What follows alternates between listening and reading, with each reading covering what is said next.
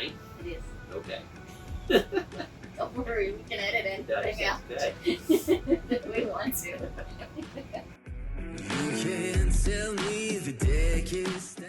On today's episode, we're going to be reviewing Fool Hollow Lake Campground, and stay tuned at the end for a bonus on an RV upgrade we think everyone should do.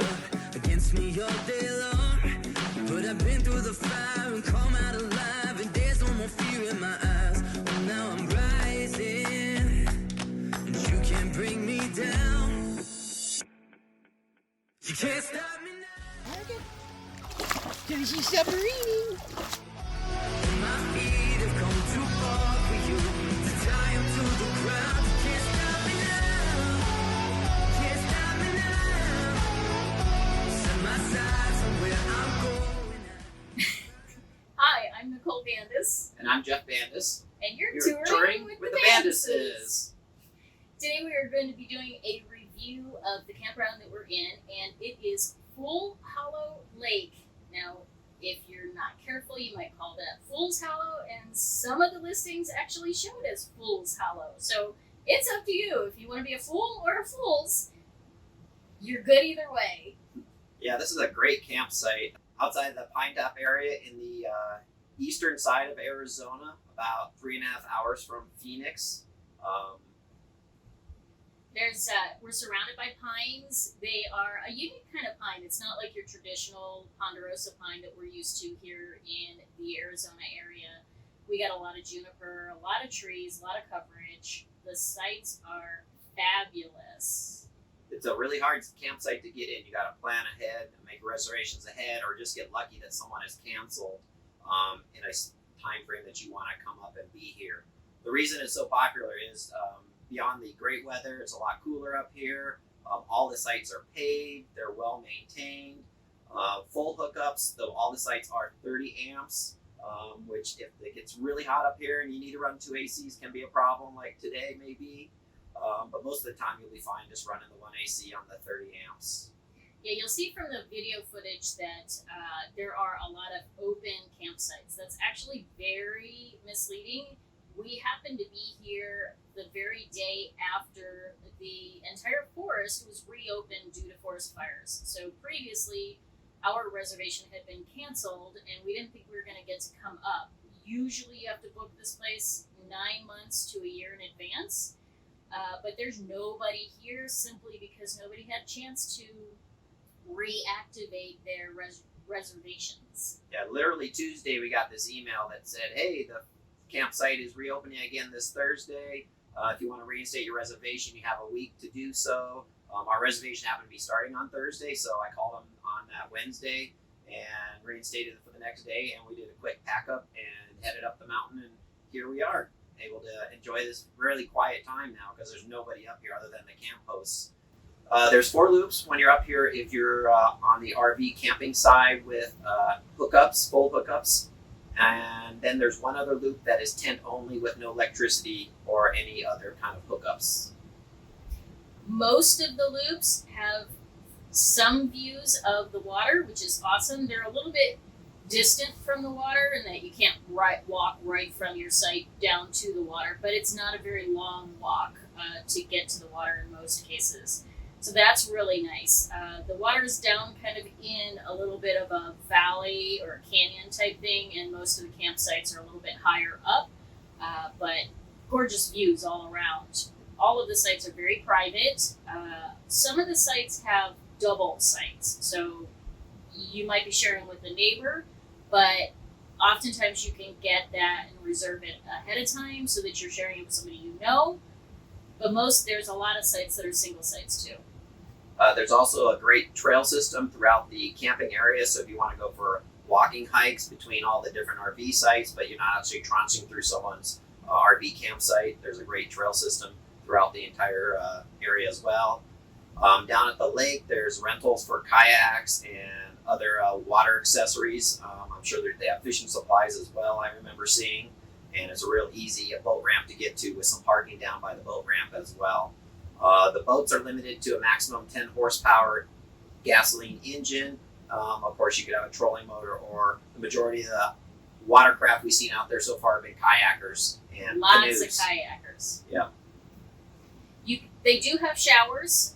The showers are actually very, very nice. Now, we don't use the showers in most RV parks, but we did want to go check them out. Each of the circles or loops have a shower building with 8 separate individual showers. So it's got a toilet, a sink, a shower, and a little stool that you can sit down on. Now the showers are cold water only, one of those push button dealies where you push the button and the water kind of turns off. But I'm sure for most people during the summer months where it's warm, that's not a big deal. But if you like those warm showers, that's probably a downer for you. I will add that we have Verizon network cellular service, and it is phenomenal here. I mean, we've been hotspotting no problem, using our cellular data no problem, so you don't need any external antenna. At least for the loop that we're in today, we're in the cinnamon teal loop, and it's just great. I've never had this good of Wi-Fi service in any RV park I've been in so far. Now there is no antenna TV that we're aware of, so we did kind of do an antenna TV search.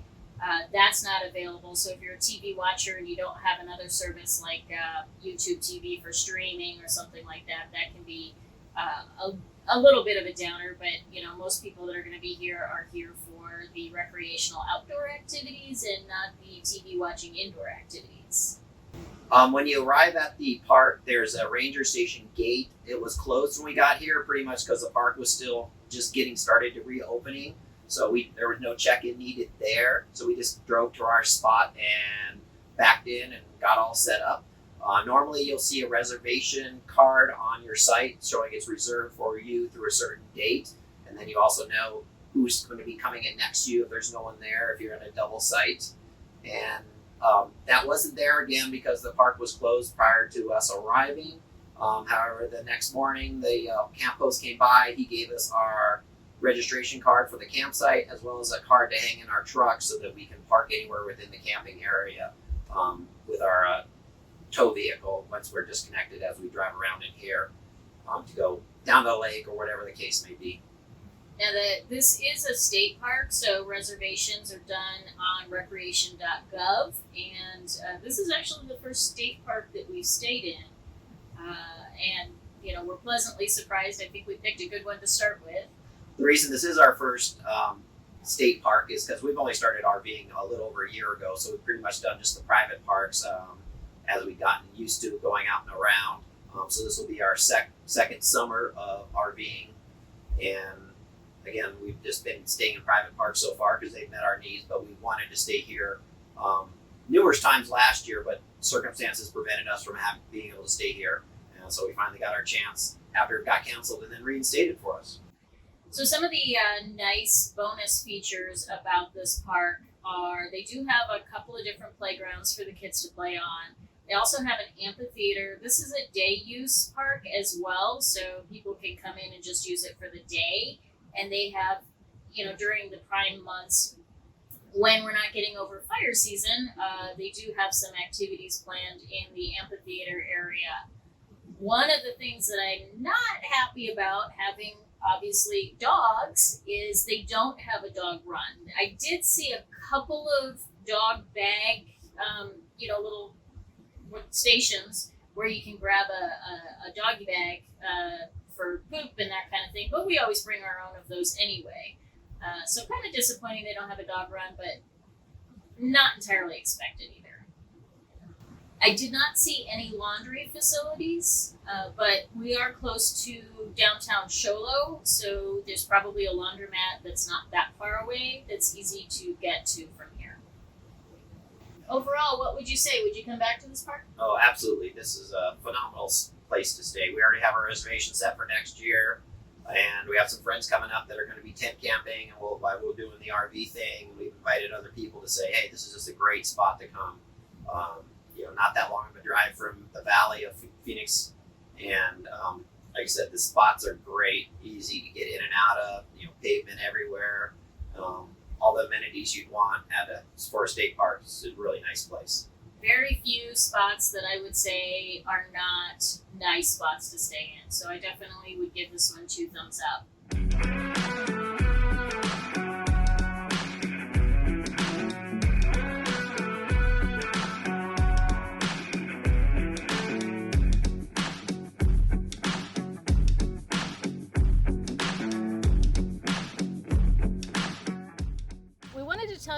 about a few of the fun things that you can do in this area. We're located in the Sitgreaves National Forest, and there are 2 towns that we're kind of right between, and they're about 15 minutes in either direction. Is that about right? Yep, that's about right. Yeah, Pinetop and Show Low, they're sort of sister cities. And we go into Pinetop first, and if you go one direction, you'll see more of Pinetop, and if you go another direction, you end up in Show Low. These are great little towns, just exactly what you would expect. Now, mind you, even though they're smaller towns, they still have the things that you might need. They have the Walmarts and the Home Depots, so if your unit breaks down or you find yourself kind of without some of those necessities, easily you can grab what you need. But I gotta tell you, they are also ripe with one of the things that I love, which is antiques. So, and fortunately, I've got a guy that likes to go look at antiques with me. So there are tons of antique stores, and we definitely recommend the Bear Wallow Antique Shop in Show Low. They've been rated really high several times, and we've bought a few things from there. Yep, so it's sitting in our living room. We got one item we get to look at all the time we really like, and all the shops up here are great. All the people are super friendly, happy to have people come through, because that's how they make their livelihood. And tell me, where did we have lunch yesterday? We had lunch at the bus stop. Is that what it's called? Truck stop. Truck stop. You'd think it was the bus stop because they actually have 2 buses located right there, but they also have tons of trucks and all these things. It is so cool and kitschy. It's this little farmer's market. And what did you have? So I had a Parmesan meatball sub that was excellent, and I got to eat it in front of a Paradise Valley High School school bus, which is unique because I went to Paradise Valley High School, and they have their old school bus they bought and is used. They took out most of the seats on the inside, and they put in a pool table in there, so you can sit inside. We were sitting outside because it's still a bit warm, wanted to have the breeze, and then Nicole joined me with I had a Philly cheesesteak, and it was amazing. It was absolutely delicious. But I mean, with food trucks, have you ever had bad food trucks? These are not the days of those old-fashioned roach coaches. These are gourmet food. And while we are not foodies, we do like a good meal now and then. So this place is awesome. You'll see some of the pictures here, but there's a farmer's market, so you can shop to your heart's content and, you know, get all those kitschy little crafty things. I just love this place. And at night they have a band playing. I mean, they had a band playing during the day, but at night they have a band and dancing as well. There's a dance floor. There's a place for the kids to play. Their kids have their own bus as well, so they can go in and mess around in that bus away from the adults. And what other stuff do they have there? They had the chuck wagon, so it's an old covered wagon. I think that they're going to be expanding, and I saw a plane that was kind of located nearby, so I think they might be putting a plane that you can sit in. All of these old vehicles they've just converted into places that you can sit and enjoy the concerts or have a good meal or just take a break and get off your feet while you're out there shopping. And if you're thirsty, the most unique thing is a beer stream. It's what they did. They took an old Airstream RV, gutted it out, and filled it with beer taps and refrigerators and stuff, cut out the side, and they serve beer out of this. And on top of it, it says Beer Stream. And that's the coolest looking RV ever, especially on a hot day when you're looking for a refreshment. I love that place, I gotta tell you. It is my favorite. But what are some of the other things that we can do up here at Fool Hollow Lake? Well, there's lots of lakes. I mean, Fool Hollow has its own lake, which you can go kayaking, canoeing on, and fishing. There's multiple other lakes in the Pinetop Show Low area as well, if you're into the water stuff. They're all trolling motors only, or low horsepower motors, designed for fishing and keeping the water smooth.